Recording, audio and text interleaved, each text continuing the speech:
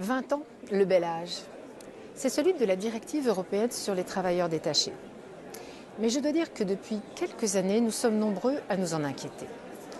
Est-ce qu'elle ne serait pas en train de mal tourner? Prenons des exemples issus d'expériences réelles. Denis est DRH dans une société française de la grande distribution. Son groupe s'est beaucoup développé dans les pays de l'Est.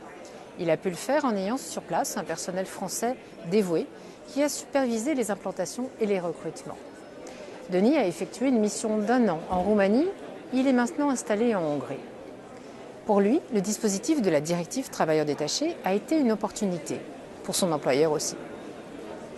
Francisco est électricien. Il a été recruté par une société d'intérim au Portugal pour des missions en sous-traitance auprès d'une société française. Il a connu pendant des années des semaines de 70 heures. Il s'est fait licencier du jour au lendemain au premier arrêt maladie.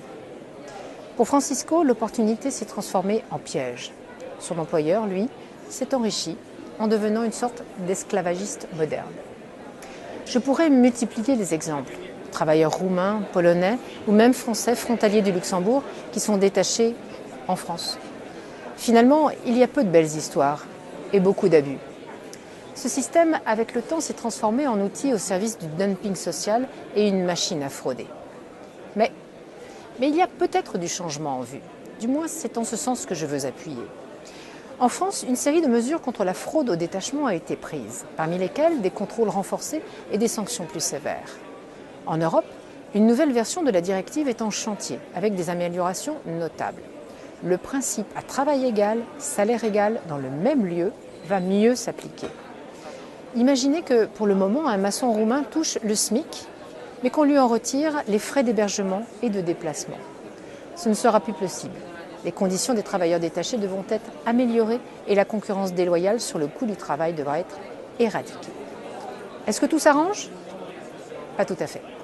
Un groupe de pays de l'Est, Hongrie, Estonie, Bulgarie, République tchèque, Croatie, Lettonie, Lituanie, Pologne, Roumanie et aussi le Danemark, est décidé à bloquer cette nouvelle version. Il a lancé une procédure dite du carton jaune. La Commission européenne peut passer en force ou bien négocier, mais la fracture Est-Ouest est malheureusement manifeste. Sur ce sujet-là encore, l'apprentissage de la solidarité européenne n'est pas tout à fait terminé.